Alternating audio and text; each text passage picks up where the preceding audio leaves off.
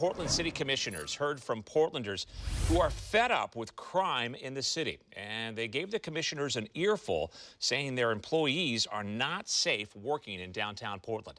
This comes just days after the Portland Business Alliance released the results of a new poll of Portland voters. Voters clearly saying the city is getting worse and going in the wrong direction. Fox 12's Marilyn Deutsch reports from downtown Portland. Three of the biggest issues for those who live and work in the city: crime, safety, and the homeless crisis. Our location has steadily grown more dangerous, dirty, and dispiriting. Today, commissioners heard from employees who work for the federal government. They work at the USGS, the U.S. Geological Survey. It's at the south end of the PSU campus. We are forced to begin a move to a safer location outside of Portland.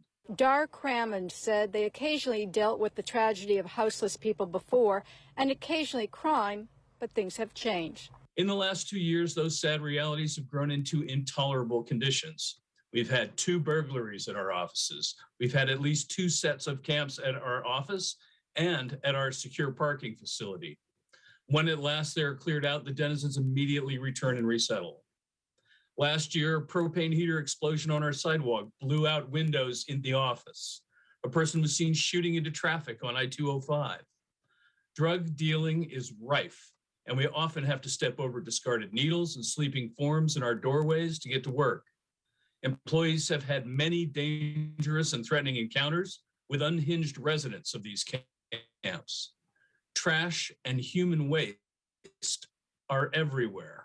As a result, Crammond says his employees are suffering from traumatic stress.